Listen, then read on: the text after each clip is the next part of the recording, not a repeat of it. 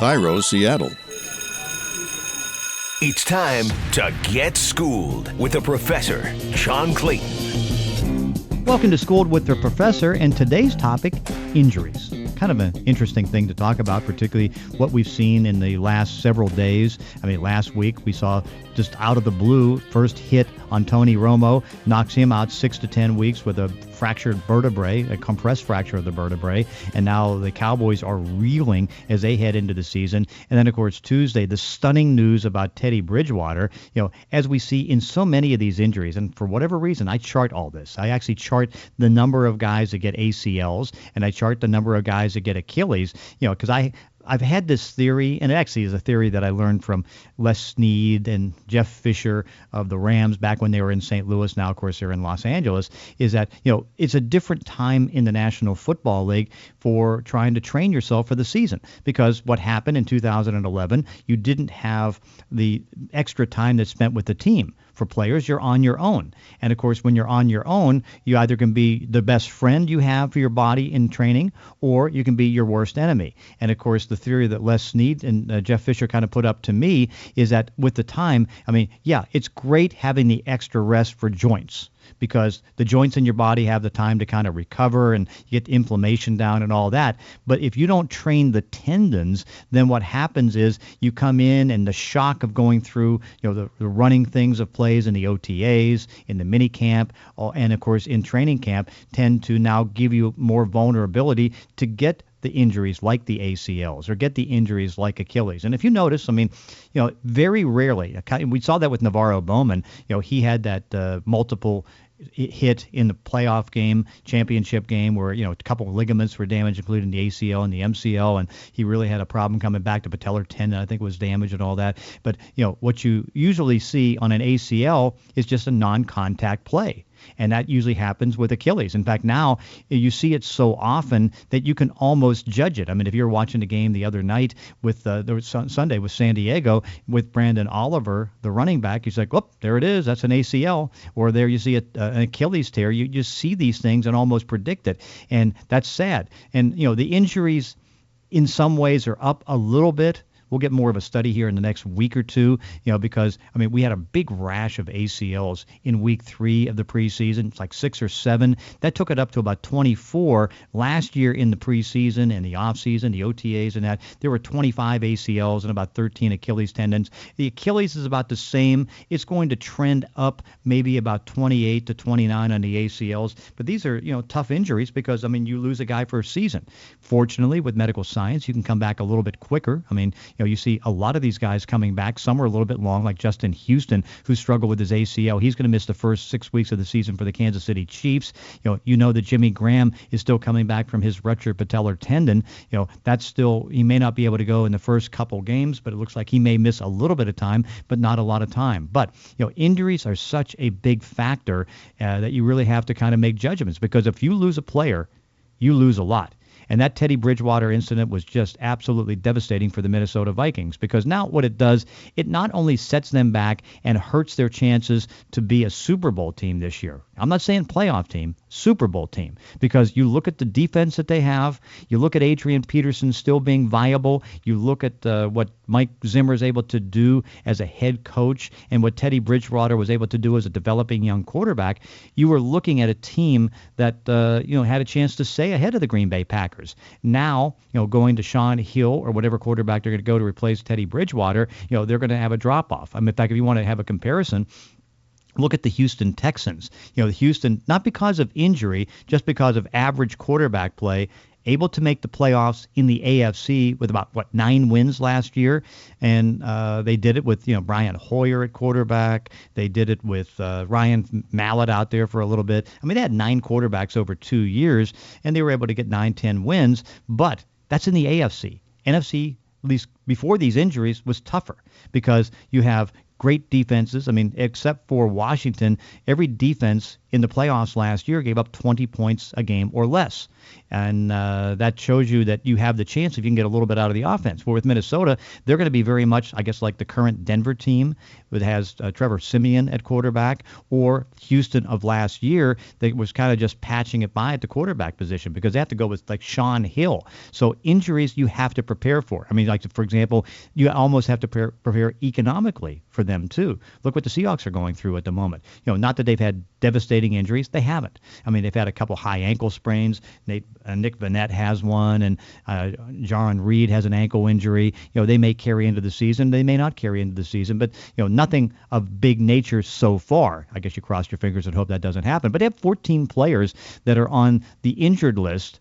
13 of them waived injured, meaning that they could not come up with an injury settlement. So you have to carry them on the list at their $333,000 offset salary, and that eats up a lot of cap room. So that becomes a problem because now what you're talking about for Seattle, $5.7 million of their current cap is tied up in injuries.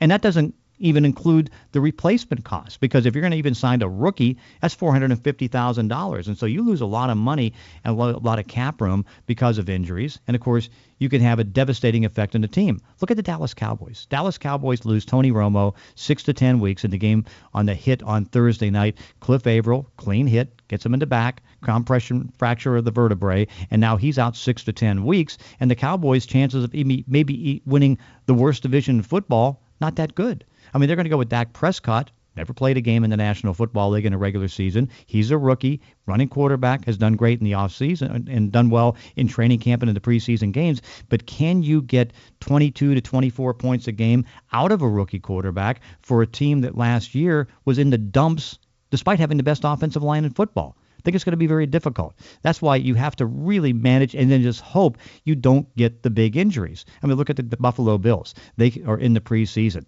They had to fix a couple things. Let Mario Williams go. So they thought, hey, let's get Shaq Lawson. He'll be a pass-rushing linebacker. First day of practice, and they have the OTA, shoulder pops out. He's going to be out till midseason, may not play this year. Then they took Reggie Ragland, linebacker in the second round, who's going to be a big run stopper. Season stopped. ACL injury all over. So, I mean, injuries have such a big complex fracture as far as what's going on in these games and what goes on for teams. And, if you look at the trends, I mean, the trends seem to be that injuries are up. Now, last year, I went through the 2014 season, and there was about 1,900 missed starts. Last year, it kind of shrunk for the first time in about 3-4 years, somewhere into like 1,780, 1,790 missed starts. And I'm not double dipping here. It's like when I'm talking missed starts, if a left tackle goes down with an injury and he misses 16 games and his replacement gets hurt, I count 16. I'm not cheating on this. I'm just trying to get some kind of and get the idea if it's going to go up or down. And last year, for the first time, it did go down a little bit. This year, I anticipate, particularly with a lot of the carryover injuries, a lot of the new injuries like Tony Romo, Teddy Bridgewater, several others, there's going to be probably an uptick. And then, of course, what happens when you look into injuries at the start of the season, because there's not as much contact in practices. There's not as much contact in training camp.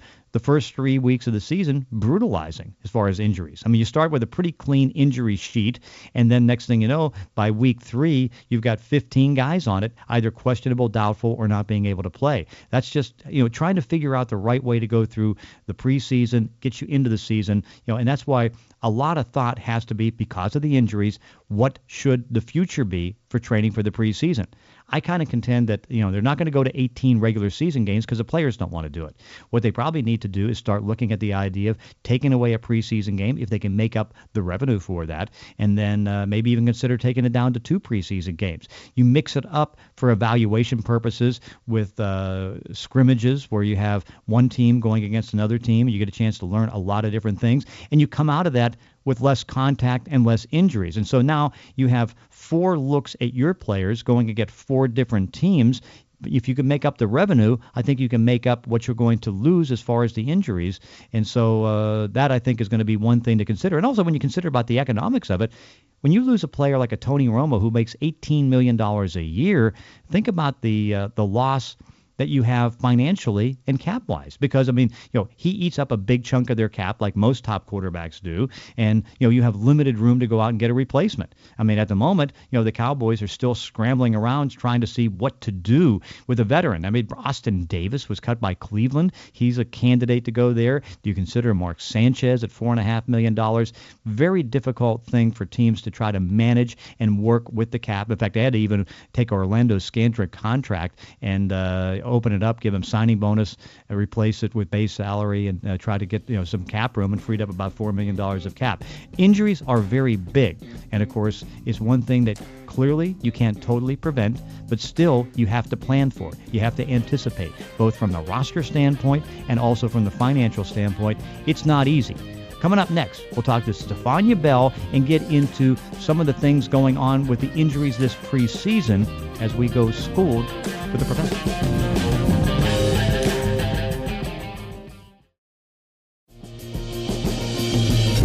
Welcome to Schooled with the Professor, joined by Stephania Bell, injury expert for ESPN. And Stephania, I guess the big thing, as we'll get into the Teddy Bridgewater injury, the Tony Romo injury, is that injuries in general, I mean, there seems to be a theme that's coming out of this training camp, it's coming out of the preseason. It's like, okay, is 4 games too much? Is 4 games not enough? Is there not enough hitting? Because, I mean, it just appears, and I'll go through the numbers in the next week to see finally how it ended up, but it appears that this year the injury rage is a little bit more. It's been growing during the regular season for the last couple of years, but it seems like it's a little bit more in the preseason with carryover injuries and then injuries that came in games or in training camp. It's hard to really say for sure without all the numbers in front of us, and I appreciate that someone like you goes through them and calculates that. But I think just looking at the ACLs as of last week, the numbers were really about on pace. Now, that was just ACL injuries. They were about on pace with other preseasons to date. It feels like this week, maybe because there have been a couple catastrophic injuries for key figures on teams, that it's more in the forefront of our minds.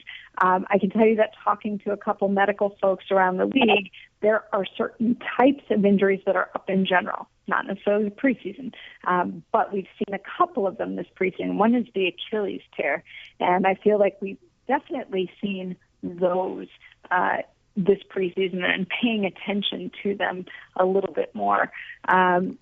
The Jones fractures are up during the course of the regular season, although I haven't heard about that many in the preseason.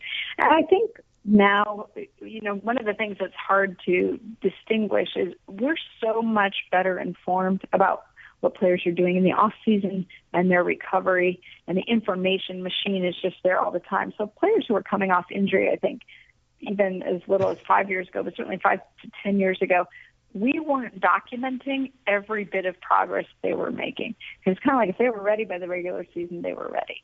And now we're looking at, well, why aren't they back by preseason game 2? Or we've come to learn that preseason game 3 is the one where most of your regular guys, if they're going to play in the preseason, are going to play by then, because preseason game 4 is where you protect all your veterans. So I think we've become more educated and more attentive to every bit of every new nuance in the injury rehab progression and everything that happens on a daily basis. And maybe that's coloring the picture.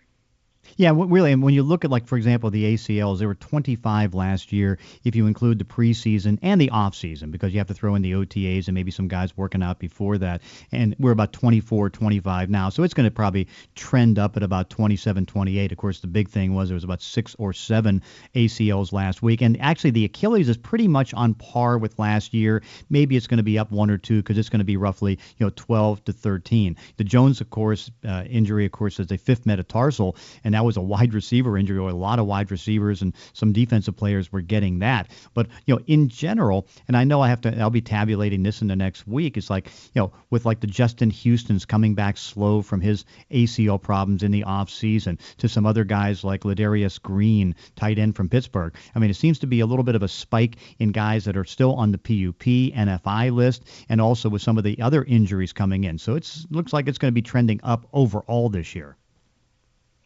It's interesting. And I do think one of the things that's tough to assess is these injuries are all very different. Like in the case of Ladarius Green, it's not even really clear exactly what's been holding him back. There were reports of him having persistent headaches. And, of course, what had him on the PUP list to begin with was him coming off the ankle surgery. So when you get a cloudy picture like that, it's sometimes hard to delineate why a guy is being held out. You had Dion Lewis with the Patriots, who, by all accounts, appeared on track. And when he was during OTAs and early mini camps, when he was actually doing activities with the team. And then on the PUP list, we didn't see him. Definitely hinted at something that had plateaued or perhaps gone backwards, and come to find out he needed a second procedure. So it almost classifies as mixed. I don't know that you would classify it as a new injury, but there's certainly been a new incident on top of it. So I think some of those numbers may be affected by guys who have these cloudy situations. There's no doubt that Tuesday was devastating because, I mean, here's Teddy Bridgewater, and of course, most of these ACL tears are non-contact. So the fact that he got an ACL tear is not unusual, but the fact that he twisted and pretty much just separated what was there in the knee with that dislocation to a point where they had to call the ambulance, and fortunately, with quick response, they were able to save the leg. But, I mean, he possibly could have had a career-ending type of injury and almost lose the leg, I guess, in some ways. If you have ever seen a knee dislocation, and I have, you will not soon forget it. Anytime you dislocate a joint, it's going to be out of position. That's what dislocation means. Shoulder dislocations are fairly common. The shoulder is a very loose joint because we need it to be able to move 360 degrees, and so it's going to be looser by nature. It pops out frequently. What you don't see very often are hip dislocations or knee dislocations, things where the structure, it's a pretty tight-fitting joint, and when it goes out of position, the deformity can be really traumatic for people who aren't accustomed to seeing it. When you heard about the player's response and how freaked out some of them were by what they saw, it probably has to do with that, not to mention seeing their quarterback in excruciating pain, so much pain that he ultimately had to be sedated for them to complete the testing later at the hospital. When you dislocate your knee, there are a couple different directions it can go, and depending how it dislocates will impact what other structures are torn. So, of course, we see isolated ACL tears all the time, as you mentioned, and there wouldn't be a reason to get an ambulance and transport someone to a hospital with your more standard ACL injury. But when you dislocate, there's always concern about the main artery that goes to the lower leg and one of the larger nerves that goes to the lower leg. Because if they are tethered, stretched, compromised, cut, then that requires emergency attention. And you really have to give credit to the Vikings medical staff here, not only for their swift response in terms of attending to the player and immobilizing the knee and getting him transported so quickly. My understanding is the ambulance was there within 5 minutes. All of those things are done as precautionary maneuvers in the event that there's something urgent that needs to be addressed, and that would be the artery and the nerve. So the best news that I took away from the statement that the Vikings issued was that there appeared to be no arterial or nerve damage. So while he faces a complicated recovery, because by definition, these injuries are complex. You have more than one structure that's involved. The surgery, the extent of it, we won't fully appreciate until after they've completed it. But it's a longer recovery. It's a 9 to 12 month deal usually these types of injuries, and the most potential for complication would come if you had nerve or artery damage. So again, the thing that's working most in Teddy Bridgewater's favor is that does not appear to be the case. Now, I guess with a 9 to 12 month recovery, I mean, this is going to probably carry into next year where he might have to be PUP and he may not be able to start the season. But coming back from something so dramatic, I mean, is he going to have the same mobility? You know, as one team doc who actually, Dr. Jim Bradley, who takes care of the Pittsburgh Steelers, he's the most tenured physician in the NFL, the most tenured head team physician in the NFL, and I will tell you, he's had firsthand experience with these type of injuries. Sean Spence the Steelers, I'm sure you remember this, John, had a very complex knee injury that was complicated by some damage to the nerve and took him a long time to recover. He had an extensive rehab. He was injured originally in August of 2012, didn't return until September of 2014, but he did come back. And what a surgeon like Dr. Bradley would say is that the knee's never really exactly the same after an injury like this. You repair it the best that you can, but it's not identical to what it was pre-injury. But the important thing is, does the athlete feel like their knee is the same or close to the same? And does the athlete have the confidence in the leg to be able to do what they need to do at the position at which they play? If Bridgewater has an advantage for him, it's that he's not a linebacker or a wide receiver running back who has to make hard cuts and sharp deceleration. I mean, you need to have the mobility to move around a pocket, to escape pressure from the pass rush, but it's not the same as some of the other skill positions. And also, just another example you could look at is Carson Palmer back in 2006, who had a multi-ligament injury and a dislocated kneecap, and had his injury in January of that year, and he did return in September of 2006. So he returned 8 months later. And obviously, Carson Palmer's gone on to have a pretty successful career after that. So, these things are encouraging for Bridgewater.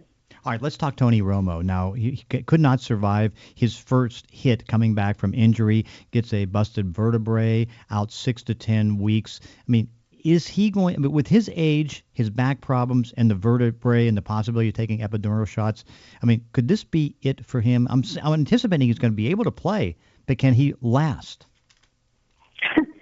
That is the million-dollar question. I mean, I'm sure that everyone in the Cowboys organization would like to have that answer. We were talking about this on our show on the Fantasy Football Kickoff earlier this week, and I pointed out that he had, I think it was 13 snaps this preseason that he played before getting hurt again. And the prior two injuries, he had played 6 quarters before he was injured and came back, played 6 quarters, and was injured again. So really since 2014, right? We're in 2016. He has not been able to stay on the field for any length of time. And whether it's a combination of bad luck or, bad genetics or whatever you want to throw into the mix, bottom line is he has not been able to stay healthy. And I think this does nothing to ease that concern. If anything, it elevates it. Now, he should be able to recover fully from this compression fracture in his spine, but whether he is more susceptible to another injury, and I don't mean because of this particular compression fracture, just Tony Romo seems to, for whatever reason, be at risk for getting hurt. Unbelievable. But of course, hey, one thing I want to make sure we do is that you have the fantasy podcast every day. Where can everybody find that? They can find it on, you can download it from iTunes or you can go to ESPN. Now you can access it by just hitting the Listen tab, and you can find it there. It's uploaded every day, the Fantasy Focused Football Podcast. What West Coast time? What time is it on live? It's not, so they usually post it. They usually post, I would say, around noon. We do it every day at 10 a.m. Eastern. We wrap around 11 or 11:15, and it's typically published sometime between noon and 1 Eastern, so around 10 to 11 a.m. Pacific time. Did I get that right? Or 9 to 10? Yeah. Math is not my strong suit, John. Well, I know, but I mean, you used to live in the West Coast, so you remember that conversion. So it's like... Hey, Stephania, thanks for joining us, and thanks for giving us the update and educating us on injuries. Thanks for having me.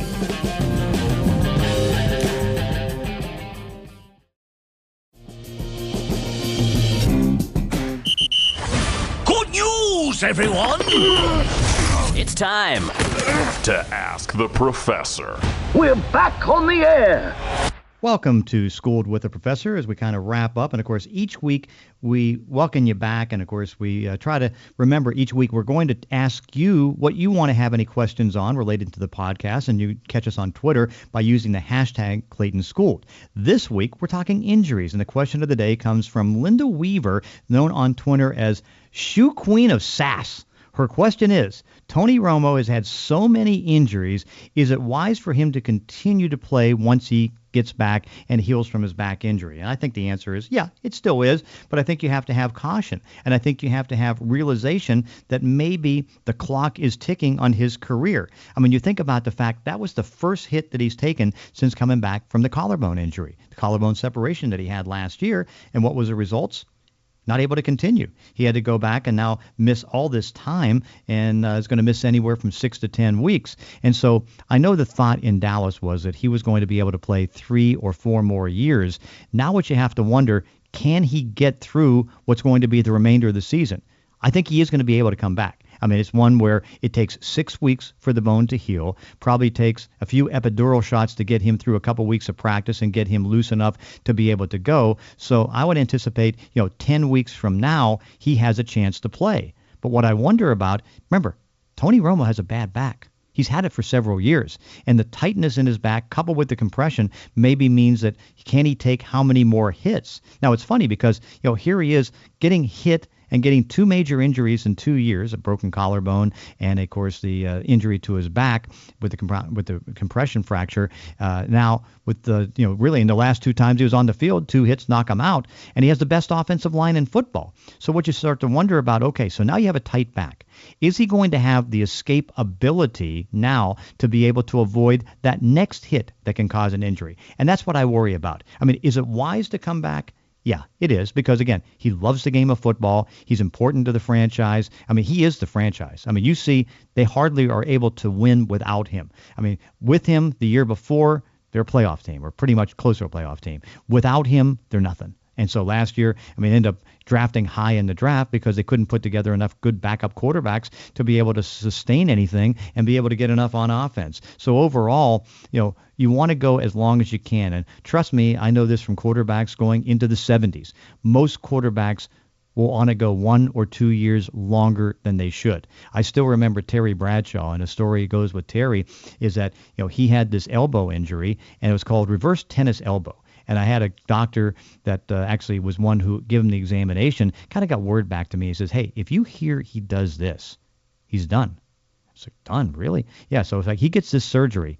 It's over. So I remember going, he was speaking, Terry, at a boys club event in Erie, Pennsylvania. Drive to Erie, go to see Terry, has a little bit of a media session beforehand, and what he was saying, I'm fine, I'm going to be good, I've been doing this type of lifting and all that. And I said, Terry, did you have this done on your elbow? And he goes, yeah. Then I go after the session, and I said, Terry, is that the truth? He goes, yeah, that's the truth. He says, then you're done. It's over. Your career is over.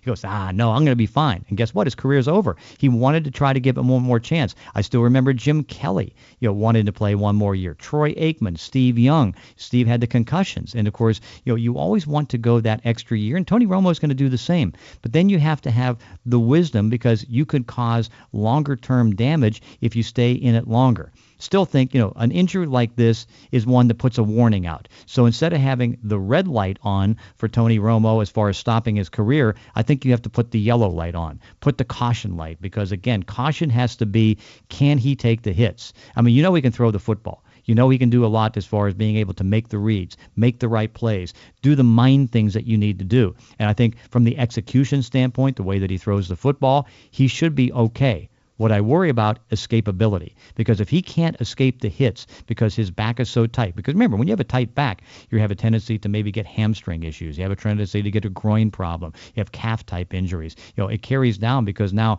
a bad back that's been worse by that Cliff Averill legal hit now makes you maybe less able to get out of the pocket and get out of that type of thing. So what I look at with Tony is, Tony, welcome back, but be very cautious, because if you can't make that next escape, then unfortunately your career is going to be over. That's it for this week's edition of Schooled. You can follow me on Twitter at Clayton ESPN and send me your NFL questions with hashtag ClaytonSchooled for a chance to get your questions on the air and on the podcast. If you have a minute, please let's have a review on iTunes. Thanks for listening. Class dismissed.